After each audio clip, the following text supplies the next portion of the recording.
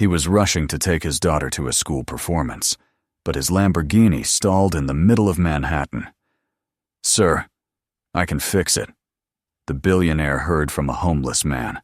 He laughed, but 10 minutes later, the crowd was shocked by what they saw. Subscribe and write in the comments which city you are watching from. The morning sun slipped through the tall glass windows of the penthouse, spilling over the polished marble floors and the edges of leather armchairs arranged with architectural precision. The city stretched beneath the tower like a restless organism, horns and sirens rising faintly through the glass, as if the entire world outside was waiting for Richard Collins to make his first move. He was a man who had trained himself to treat every hour as a commodity, every minute as an investment, every breath as a calculation. His life was an empire of technology companies, patents, and acquisitions, all of which had elevated him to the rank of one of the wealthiest men in Manhattan. Yet, on that particular morning, the weight of his wealth pressed down on him differently. The silence in his penthouse reminded him of the absence of the one person who had once given all this grandeur meaning: his wife. Richard had been a widower for 3 years. He still remembered the sterile hospital room where he had stood powerless as illness stole her life away. Since then, his daughter Sophia had become the center of his existence, though the way he navigated that responsibility was far from perfect. Meetings and flights often replaced school events. Dinners together were postponed by urgent calls from board members. Promises to be present were lost beneath the endless avalanche of deals and negotiations. He loved her with a depth he could scarcely articulate, but love, he was learning, was not enough without presence. Sophia was 10 years old, a quiet, thoughtful child who carried the elegance of her late mother in her mannerisms. Her eyes often betrayed the longing for attention that her father's world could not always afford. For weeks, she had been preparing for the school concert, rehearsing in her room with such focus that even the house staff watched her with admiration. Her small hands moved nervously over the fabric of her dress, her lips repeating lines of a poem she had been assigned, while her mind held only one pressing desire: that her father would be there when she stepped onto the stage. She had learned not to hope too much, because hope had led to disappointment before. But this time, she told herself, would be different. This time, he had promised. Richard felt the weight of that promise more heavily than the billions resting in his bank accounts. He had looked into Sophia's eyes the night before and assured her that nothing, not even the most important business matter, would keep him away. It was not just a vow to her, but a vow to himself, a defiance against the very machinery of his life that always demanded he place deals above family. He wanted to prove, to her and to himself, that he was capable of choosing love over ambition. The Lamborghini that waited for them in the private garage was more than a car. It was a symbol of the life he had built, sleek and unyielding, designed to dominate the roads as he dominated boardrooms. He chose to drive Sophia himself rather than assign the chauffeur, thinking that perhaps the act of driving her to school would feel more personal, more intimate. When she stepped into the passenger seat, her small frame almost lost in the luxurious leather, she clutched her notebook and looked at him with a mixture of excitement and hesitation. He caught that look in the corner of his eye and felt a pang of guilt, as though her caution was a verdict on his past failures. As the car purred to life, Richard maneuvered it through the garage and onto the bustling streets of Manhattan. The city at that hour was a battlefield of impatience, yellow cabs darting between lanes, delivery trucks blocking intersections, pedestrians spilling onto the asphalt without warning. He gripped the steering wheel with the same tension he used to hold the reins of his corporations, his jaw tightening as red lights seemed deliberately placed to slow him down. His phone vibrated constantly on the console alerts about international calls, urgent requests for his signature, notifications of fluctuating stock prices. Each buzz was a temptation, a whisper of the empire he was temporarily ignoring. He forced himself to resist, his eyes fixed on the road ahead. Beside him, Sophia stared silently out the window.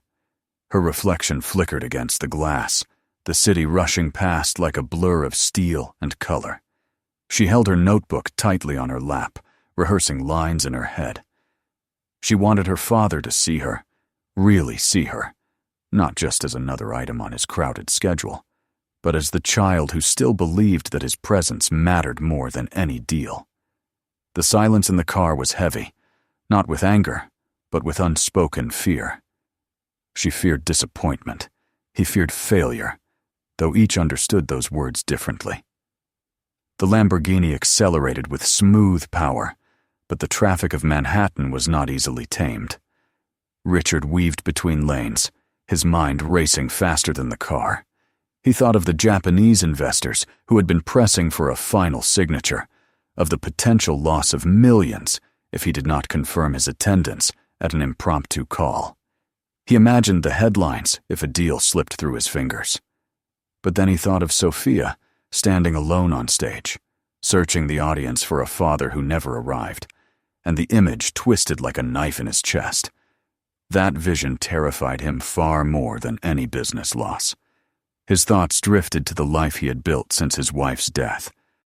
He had compensated for grief with expansion, pouring his pain into acquisitions and innovations. To the world, he appeared unstoppable, the very model of a man who could overcome tragedy by sheer force of will. But in private moments like this, he questioned what it had all cost him. The empire was real, but the cracks in his relationship with Sophia revealed the price he had paid. He feared that, if he failed her again, the bond between them would become irreparable. As the car moved deeper into the chaos of the morning rush, the tension grew unbearable. He checked the time obsessively, calculating the minutes left before the concert began. Every second lost in traffic was a second closer to failure. His hands tightened on the wheel until his knuckles whitened, his body tense, as though he could force the city itself to bend to his will. The air in the car grew heavy with his anxiety, and though Sophia said nothing, he could sense her unease. The streets around them pulsed with the rhythm of the metropolis billboards, flashing advertisements, street vendors calling out for customers, the ceaseless honking of impatient drivers. Yet for Richard, all that noise collapsed into the single ticking of the clock. He tried to reassure himself that he still had time, that his promise could still be kept. He did not allow himself to imagine the alternative. In that moment, as the Lamborghini surged forward again, Richard believed he could outpace fate. He believed that the force of his determination, the precision of his schedule, and the sheer weight of his willpower could keep his word intact.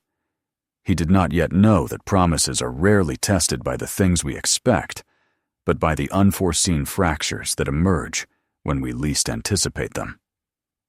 The road stretched ahead, deceptively smooth, yet the first hints of impending failure lingered like a shadow at the edges of his awareness. The city offered him no mercy. Sirens wailed somewhere behind, traffic lights glared red, pedestrians spilled recklessly across crosswalks.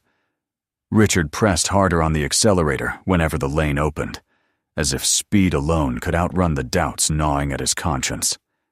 Sophia held her notebook closer to her chest and stole a glance at him. He noticed it, and for a brief second, their eyes met. In her gaze, he saw both trust and fragile hope, and it cut him more deeply than any hostile boardroom confrontation ever had. He forced himself to smile, though it felt hollow, an unconvincing mask stretched over a storm of fear. As the Lamborghini roared down the avenue, Richard convinced himself that the morning would unfold according to his plan. He did not yet understand that the test awaiting him would not be measured in minutes or miles, but in the choices he would make when everything he believed about status, control, and certainty was stripped away. He thought he was racing against time, but in truth, he was racing toward a lesson he had spent his life avoiding, The city had already begun to show its indifference to Richard's urgency when the first sign of trouble appeared. He had just slipped through an opening in traffic, coaxing the Lamborghini forward with the predatory growl that made lesser vehicles scatter, when a sudden jolt passed through the steering column. It was subtle at first, a hesitation in the machine that prided itself on perfection, but it was enough to send a ripple of unease through him. He ignored it for a block, tightening his grip on the wheel, telling himself it was nothing. Yet the unease grew heavier with every second, pressing down on him until the truth could no longer be denied. The engine coughed once, twice, and then the sound of precision engineering gave way to a grinding stutter. The Lamborghini shuddered violently, and before he could react, the car surrendered, rolling to a dead stop in the middle of a crowded avenue.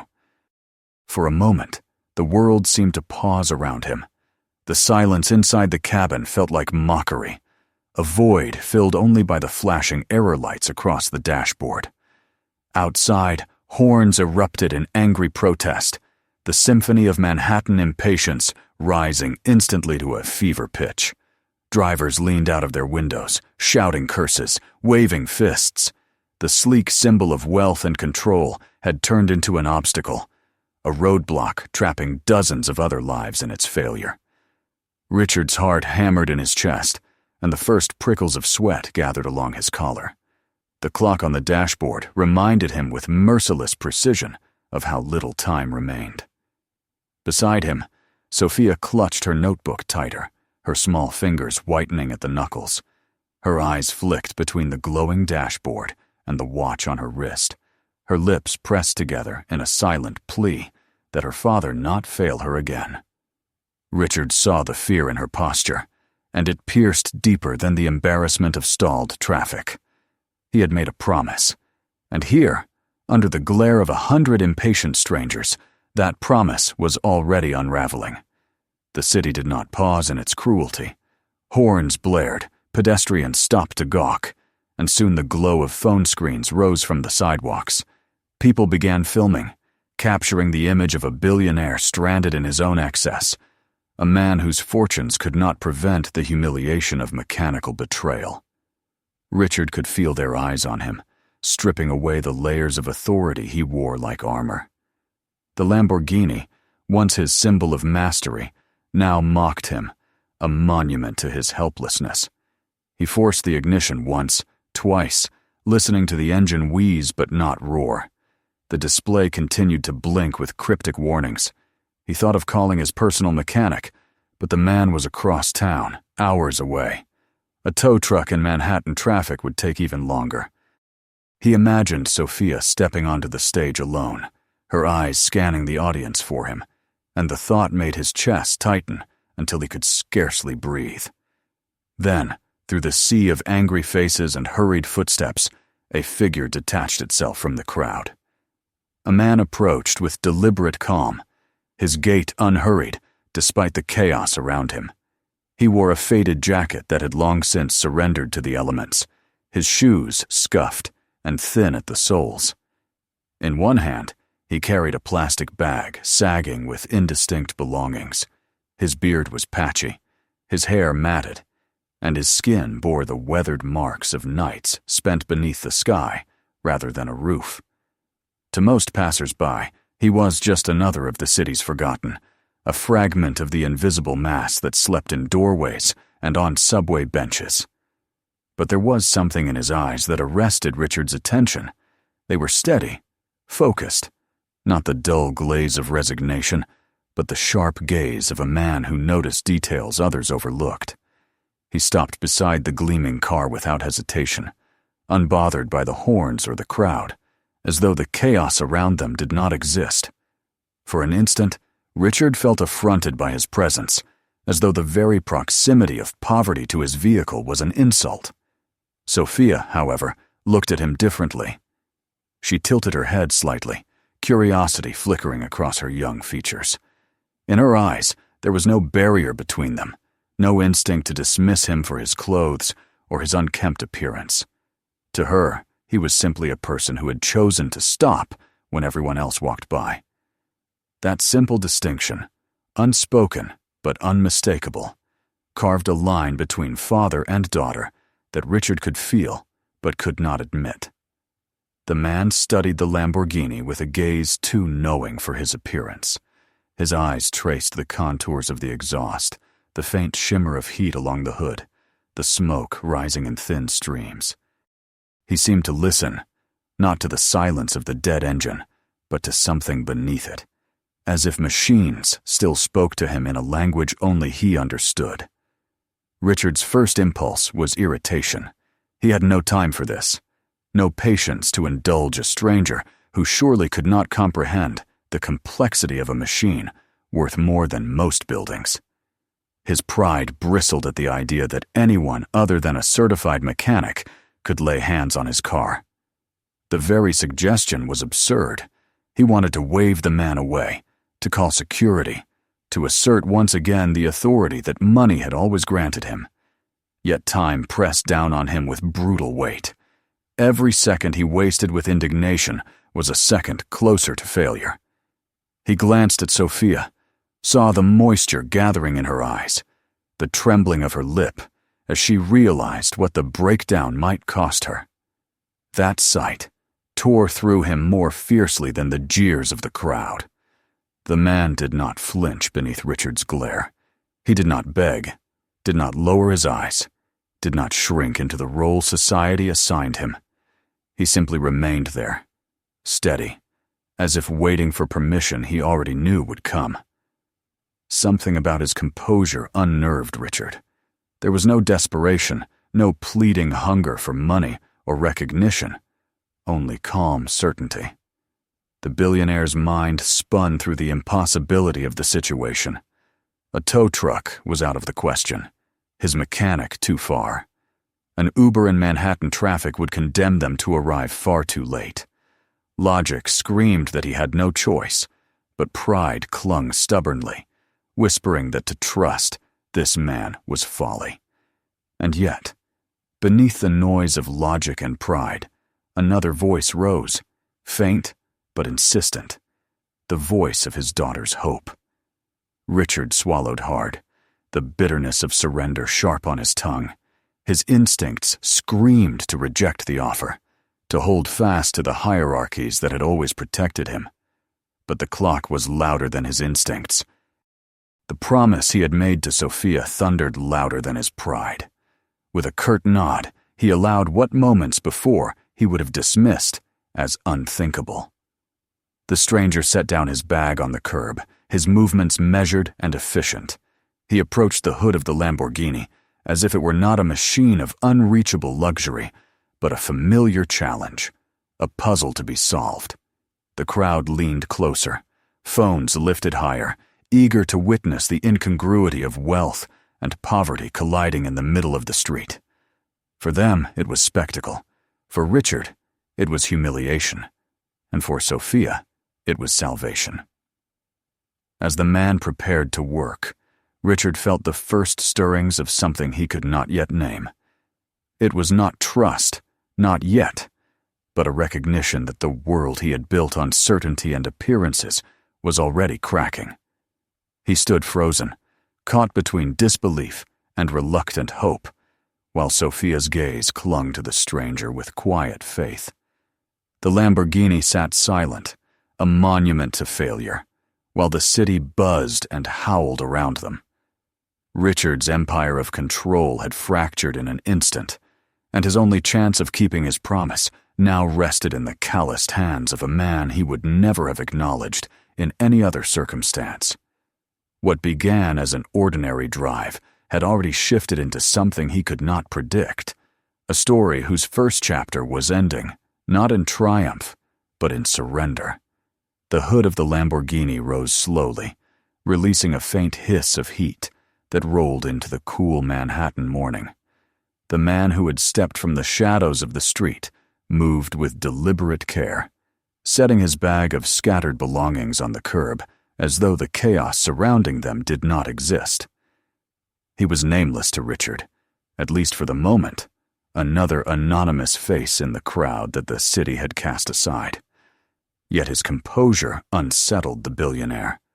Where others might have looked timid or deferential, this man exuded a quiet authority that was impossible to ignore. Richard stood rigid on the pavement, his eyes darting between his watch, the angry traffic pressing against them, and the bent figure now leaning into the depths of the engine bay.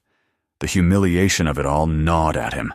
He could feel the cameras on him, hundreds of lenses capturing the billionaire reduced to helplessness. His prized machine entrusted to hands he would never normally acknowledge. Each second was a wound to his pride, but each second was also a reminder that Sophia's concert was drawing nearer, the possibility of arriving on time slipping away like sand through his fingers. Sophia, by contrast, watched the stranger with a kind of reverence. There was a stillness in her young face that her father did not notice, a fragile calm born of instinctive trust. While Richard wrestled with doubt, she sensed something else, a steadiness that soothed her fear. To her, the man was not defined by his tattered coat or the plastic bag that marked his poverty. He was defined by the way his hands moved with certainty, the way he studied the machine as if every hidden mechanism whispered its secrets directly to him. The man pulled a set of worn tools from his bag, instruments that bore the scratches of long use, yet he handled them with the precision of a surgeon. His fingers traced wires and connectors, pausing to test, to listen, to feel. He was methodical, unhurried, despite the urgency pressing against the moment. Richard's impatience boiled over. He checked his watch obsessively, pacing near the curb, half convinced that every movement was a performance staged to prolong his humiliation. But each time he glanced back at the engine, he saw progress unfolding with deliberate care. The stranger's confidence was unnerving. He made no show of guessing, no wasted movements of trial and error. He seemed to know exactly where to press, which panel to unfasten, which circuit to isolate. Sweat streaked his temples, but his eyes never lost their sharp focus. The crowd murmured, some jeering, others curious, as if they were watching a play unfold where the ending was uncertain. To them, it was entertainment. To Richard, it was everything. Sophia shifted closer, her small hands clutching her notebook against her chest. The fear that had once clouded her face was softening, replaced by a fragile hope. She had always sensed, in her child's way, that appearances were deceiving. Now she watched as the lesson revealed itself to her father in real time. She saw the strain in his shoulders, the restless tapping of his shoe, the nervous glance toward the crowd, and she understood that for once he was powerless. That power now rested with the man society ignored. The work continued, a rhythm of careful adjustments, punctuated by moments of stillness, when the man simply listened, tilting his head as though attuned to vibrations that no one else could hear. He disconnected a cable, and the blaring alarms of the diagnostic system abruptly ceased. The silence that followed was almost shocking, a pause that left the onlookers holding their breath. Richard froze, his disbelief evident, while Sophia's eyes widened with a spark of awe. The stranger resumed, pulling out a tiny component no bigger than a coin, holding it up against the light to reveal the flaw. He studied it briefly before replacing it with one he had salvaged from his bag of odds and ends. His tools moved quickly now, the work of a man who had already mapped the problem and was executing a solution. He reconnected the wiring with deft precision, his hand steady despite the pressure of an audience that had grown into the hundreds. Richard's chest tightened as the final adjustments were made. The humiliation of standing helpless on the sidewalk warred with a new, reluctant respect. He had built his empire on recognizing talent, yet he had nearly dismissed this man without a second thought. The paradox gnawed at him. How could someone with such obvious skill end up on the streets? He refused to voice the question, but it throbbed in his mind, with every confident movement the man made. Sophia leaned forward, her breath caught as the hood lowered, and the man gestured with quiet assurance that the moment of truth had arrived. Richard hesitated, his pride resisting even now, but necessity forced his hand. He slid back into the driver's seat, pressed the ignition, and felt the Lamborghini stir beneath him. For a heartbeat, it was silent, and then the engine roared to life, smooth and flawless, as though it had never faltered. The crowd erupted in spontaneous applause, the sound echoing against the walls of glass and steel. Phones captured every second, broadcasting the image of a billionaire saved not by wealth or connections, but by the hands of a man who owned nothing. Richard sat frozen behind the wheel, his heart hammering, while Sophia broke into a smile of unguarded relief. She turned toward the man with gratitude shining in her eyes, a gratitude that words could never convey. Richard stepped out again, unable to suppress the rush of conflicting emotions. Humiliation clung to him still, but beneath it ran something deeper. An uncomfortable recognition that the world was not as simple as he had convinced himself it was. The man stood quietly, wiping his hands on a cloth, his expression neither proud nor humble, merely steady. He did not ask for thanks, nor did he seek reward. His eyes met Richard's for the briefest moment, and in that gaze, there was no submission, no desperation. Only quiet dignity, the kind that money could neither buy nor erase. Sophia's relief was absolute. She looked between her father and the stranger, with an innocence that seemed to ask why such a man should ever be overlooked. Richard could not meet that silent question. He felt the weight of her gaze pressing on him, demanding that he confront the truth he had spent his life avoiding. The Lamborghini purred with renewed life, ready to carry them to the concert. But Richard knew the moment had altered something fundamental. The city around them had not changed, nor had the traffic or the impatient horns, but within him a fracture had formed, a crack in the edifice of certainty and pride that he had built over years. He glanced at Sophia again, saw her fragile smile, and realized that she too had witnessed the lesson written in the grease-stained hands of a man the world had discarded. Time pressed on. The concert was still waiting, the promise still precarious. Yet as Richard guided his daughter back into the car, he knew that the morning had already transformed into something more than a race against the clock. It had become a test of what he valued, of whether he could see past appearances and measure worth by something greater than wealth. The stranger faded back into the crowd, leaving no name, no request, only the lingering impression of a truth Richard could not ignore.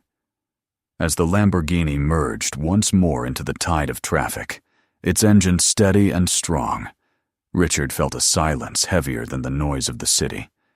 Sophia sat beside him, her hands resting on her notebook, her eyes still fixed on the spot where the man had stood.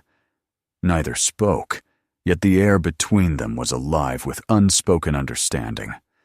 The lesson had been written in the breakdown, and though Richard did not yet fully grasp it, he knew that the course of his day, and perhaps of his life, had shifted irreversibly. The engine's renewed hum carried them away from the crowd and the flashing lights of dozens of phones, but the weight of what had just happened lingered in the silence between father and daughter. Richard drove through the thick Manhattan traffic with a steadiness that masked the storm inside him. His hands gripped the steering wheel firmly, yet his thoughts were far from the road. He could not shake the image of the man bending over the engine, hands moving with confidence, eyes burning with an intelligence that no one around them had expected. The memory of his own hesitation, his reflexive dismissal of someone based purely on appearance, pressed on him like an accusation. Sophia sat beside him, calmer now, clutching her notebook, but glancing often out the window, her gaze distant. She said nothing, but Richard felt her unspoken words more powerfully than if she had voiced them. He had been saved from breaking his promise by a stranger he would never have chosen to trust, and Sophia had witnessed every second of it. When they finally arrived at the school, the parking lot was already full. Parents rushed in with bouquets of flowers. Younger siblings clutched their mothers' hands. Teachers ushered groups of children inside. The Lamborghini rolled in like an alien presence among minivans and compact cars. Yet Richard barely noticed the curious looks it attracted. He parked quickly, guided Sophia through the doors, and into the auditorium where the concert was about to begin. The sound of tuning instruments and the murmur of children's voices filled the air. Richard found a seat among other parents, his tailored suit and polished shoes setting him apart. But for the first time he felt no pride in the distinction. Instead, he felt exposed, aware that true value was not measured by the cut of one's jacket or the gleam of leather. He leaned back in his chair and tried to focus on the stage, where the curtains rippled with nervous movement as children prepared for their performances. His heart slowed as he realized he had made it. He had kept his promise, though not by his own power. The irony stung. For all his wealth, for all his mastery of business, his daughter's happiness had rested in the hands of a man who slept on the streets. When Sophia stepped onto the stage in her simple dress, clutching her notebook, Richard felt his throat tighten. She looked so small under the lights, yet her voice carried clearly, each word of her poem measured and deliberate. She spoke with a calm that seemed beyond her years, her eyes occasionally lifting toward the audience, searching and finding him. The moment their gazes locked, Richard felt the burden of guilt begin to soften. She had trusted him to be there, and despite the chaos, he was. Her small smile at the sight of him washed over him like absolution. Yet even as he clapped with the other parents, his mind returned again and again to the man who had made it possible. He saw the grease-stained cloth, the calm dignity, the way he had asked for nothing in return. The thought unsettled him because it stripped away the excuses he had long carried. How many times in boardrooms had he dismissed ideas because they came from those who did not fit the polished image he demanded? How many talented voices had been silenced by his refusal to see beyond appearances? The question twisted inside him with uncomfortable clarity. The concert ended with applause and laughter, parents crowding the aisles to embrace their children.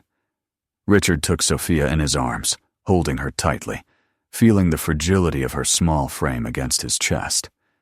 She smelled faintly of the stage powder used by the teachers, her hair warm from the lights. He whispered his praise, but in her eyes, he saw that her joy came not from her performance alone, but from the fact that he had been there to witness it. That knowledge pierced him deeper than any business triumph. As the crowd dispersed, Richard walked Sophia to the car, his mind restless. The Lamborghini gleamed under the afternoon sun, restored to its perfect state. Yet he no longer saw it with the same pride. The machine that once symbolized success now stood as a reminder of fragility, of how quickly appearances crumbled. He could not leave the day unfinished. Something within him demanded more than gratitude whispered in the safety of his own thoughts. He drove Sophia home, listening to her chatter about her classmates, the applause, the thrill of being on stage. Her words washed over him like music, but beneath them he was already forming a decision. When he dropped her off with the house staff, assuring her he would return soon, she looked at him with curious eyes, sensing that he was not yet finished with his day. He kissed her forehead and promised to be back for dinner. Richard then turned the car back toward the city, his mind fixed on the stranger. He retraced the route they had taken earlier, scanning the sidewalks, the subway entrances, the corners where those without homes gathered. The gleaming Lamborghini felt absurd in those neighborhoods, its presence drawing stares. But he ignored them. He parked more than once, stepping out into alleys that smelled of damp cardboard and old smoke, searching faces, hoping for the eyes he could not forget. Hours seemed to pass before he saw him again. The man sat on a bench near a small park, his bag at his feet, his posture neither defeated nor proud, simply steady. He noticed Richard approach, but his expression did not change. He did not rise, did not reach out, did not ask for anything. He regarded the billionaire with the same calm eyes that had studied the Lamborghini's engine, as though he had expected this return all along. Richard paused, uncertain. He had prepared words on the drive, phrases of gratitude, offers of money, apologies for his arrogance. Yet now, standing before the man, all those words seemed hollow. What could wealth offer someone whose dignity was untouched by poverty? What apology could erase the instinctive judgment he had made that morning? He realized that what he needed was not to give charity, but to acknowledge truth. He spoke slowly, explaining who he was beyond the suits and headlines, admitting the arrogance with which he had lived, confessing that he had nearly failed his daughter because of his pride. The man listened silently, his gaze unflinching. When Richard finally finished, the silence that followed was heavier than the noise of traffic.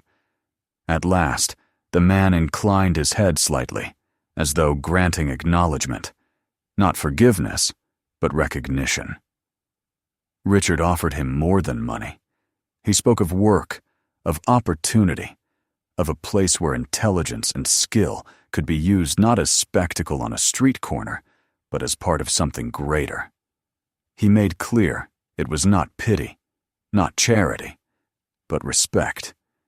He had seen the man's knowledge, his composure, his ability to solve problems that others could not. Such a mind, Richard admitted, was too valuable to be wasted. The man's answer was not immediate. He studied Richard for a long moment, measuring the sincerity behind the words.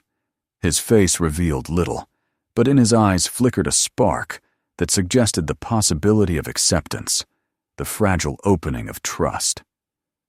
Richard felt humbled, knowing that the decision rested not with him, but with the man society had discarded. When Richard returned home that evening, Sophia ran to greet him. She asked nothing of where he had been, only smiled and told him about her day. Yet he felt changed. He knew that the lesson of that morning would not fade.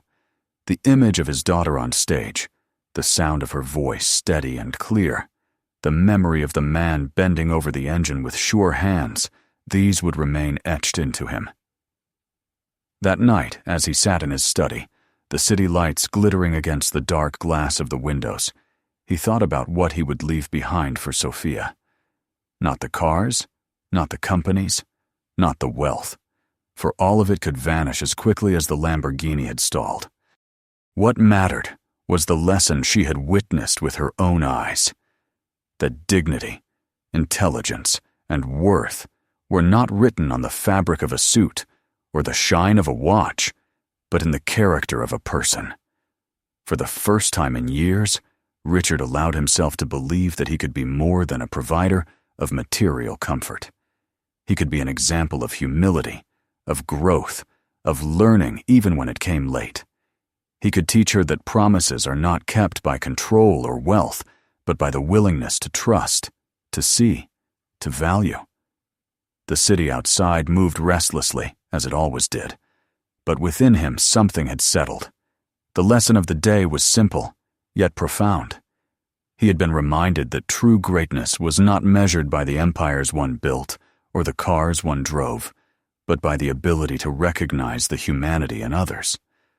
Sophia would remember her performance, but more than that, she would remember the look in her father's eyes when he watched her, present at last. She would remember the man who had appeared from the crowd and restored more than a car, he had restored perspective. In that quiet, Richard understood that his promise to his daughter had been kept in a way he had not anticipated. He had been there, not just in body, but in spirit. And from that day forward, He knew he would strive to be present in every sense, carrying with him the memory of the lesson carved into him by the hands of a stranger who had no address but possessed a wealth far greater than his own. If this story moved you, make sure to subscribe so you don't miss the next one. Take a moment to check out our other videos for more powerful stories still to come. And don't forget to share this video with your friends and family. Some stories are too meaningful to keep to yourself.